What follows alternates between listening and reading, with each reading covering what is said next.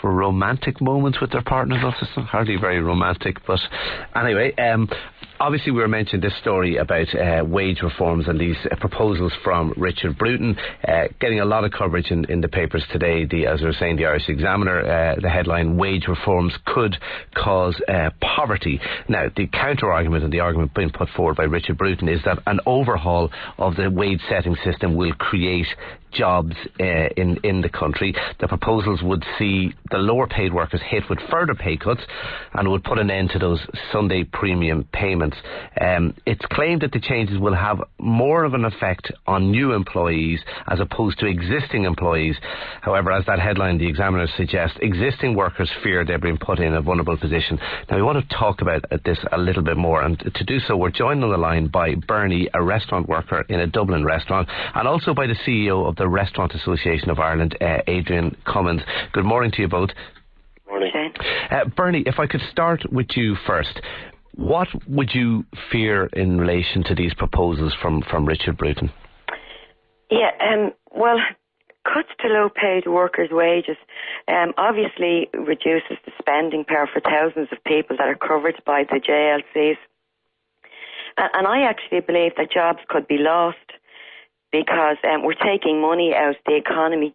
So the very same businesses who want to reduce the wages could end up being the ones that will lose revenue because of the cuts.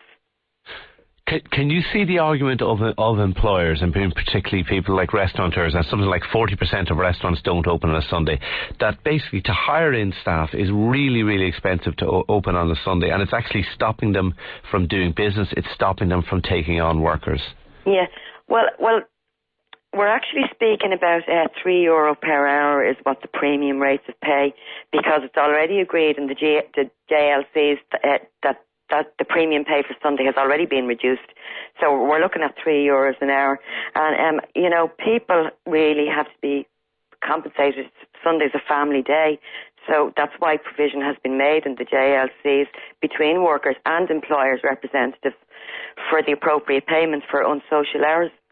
Okay, tell us about your own situation. What would it mean for you if that's, for example, if that €3 an hour was to be taken away?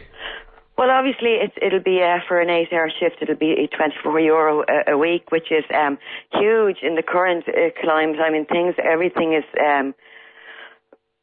is expensive. We need to pay our mortgages, our bills, doctors' fees, like everybody else. So a further cut in our wages will just push people over the edge, really.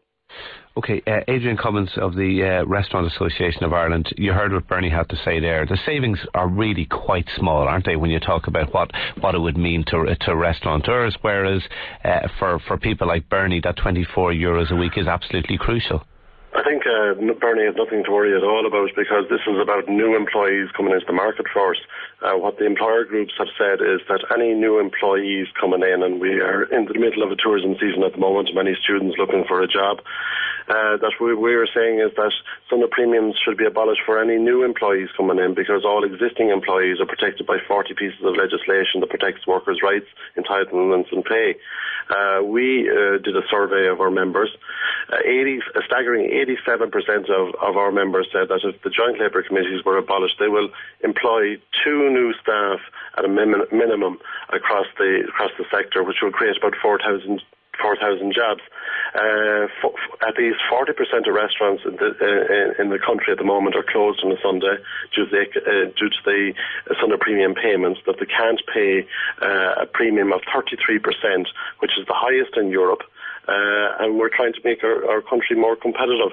Adrian, sorry to cut across you. Are you really saying that the €24, for example, could be the difference between a restaurant opening or not opening on a Sunday? Is that credible? I think you have to, for an employer, it is at least 18 euros